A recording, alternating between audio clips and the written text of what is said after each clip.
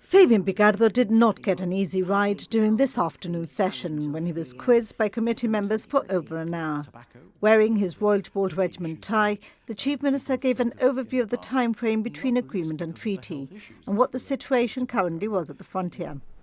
He reiterated the New Year's Eve agreement is what he feels should be mirrored and what all parties should be aiming for. This political framework, he told the committee, was hugely important and should not be undervalued. The Gibraltar government, he said, is committed to finding legal certainty for the people of Gibraltar and for the people of southern Spain. I don't think that on the British side we believe that there is for one moment any issue that we would be concerned about or that we would resile from. We negotiated very carefully. We believe that the New Year's Eve agreement is the right balance to lead forward towards a treaty. It is still the basis on which we are committed to finding a treaty. And just to make it very clear, what my team and the Foreign Office team is doing, what we're doing together at the table as the United Kingdom, is trying to do a treaty based on the New Year's Eve agreement. That is what we're committed to doing. We're not committed to doing anything else, and we won't do anything else. If the Chief Minister wanted to emphasise the New Year's Eve agreement as a way to go, he also wanted to emphasise his red lines, saying Spanish law enforcement officers in Gibraltar would never be accepted, and that no Gibraltarian would ever negotiate anything that relinquishes sovereignty, jurisdiction and control. But he was also asked whether having Frontex officers was a situation he felt infringed on sovereignty. I'm afraid I don't think it is.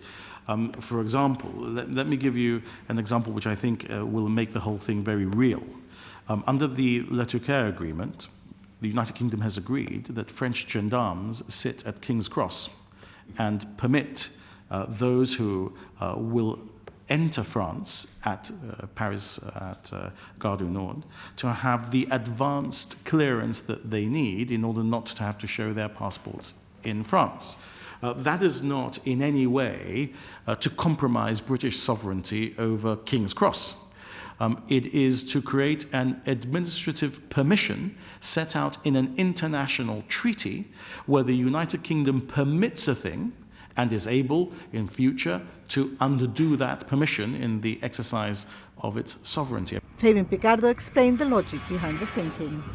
We have about 300,000 arrivals at Gibraltar Airport through the year, sometimes a few more, depending on whether we're in the middle of a pandemic or not. We have 10 million crossings a year at the frontier. So you're taking 300,000 controls a year and replacing those 300,000 controls in place of 10 million controls, which would be done at the frontier. And those 10 million controls would be under the Schengen Border Code, much more onerous than they are now. So in the balance, I do not think that there is any sovereignty cession in any way. I don't think there's any cession of jurisdiction and control. And I'm very keen that you should understand that whilst I'm Chief Minister of Gibraltar, or indeed, as far as I can see, whilst any of my compatriots might have the privilege and honour of holding this post, no Gibraltarian would ever negotiate any arrangements that would surrender British sovereignty, jurisdiction or control over Gibraltar. I haven't got a crystal ball, but I can tell you that the future of Gibraltar is, if it's one thing, it's three things. It's British, British, British, and nobody should make any mistake about that. An unpopular move in the UK, especially for Brexiteers, is whether, having moved away from Brussels' legal influence, the European Court of Justice would continue having a direct impact on British territory. In fact, it was put to the Chief Minister that sovereignty was at the heart of the Brexit deal, and to respect that Britishness, the ECJ could not have a role. In this intense exchange, the Chief Minister said he did not see the need for the European Court to play a role in Gibraltar's future, but that it would not be the litmus test for the treaty. Highlighting that the negotiations are ongoing and that it would be unproductive to disclose aspects of them over the airwaves, the Chief Minister did give insights into what's been discussed, saying he believed it's possible to reach an agreement satisfactory to all parties on customs and goods, and to have a Gibraltar-only visa.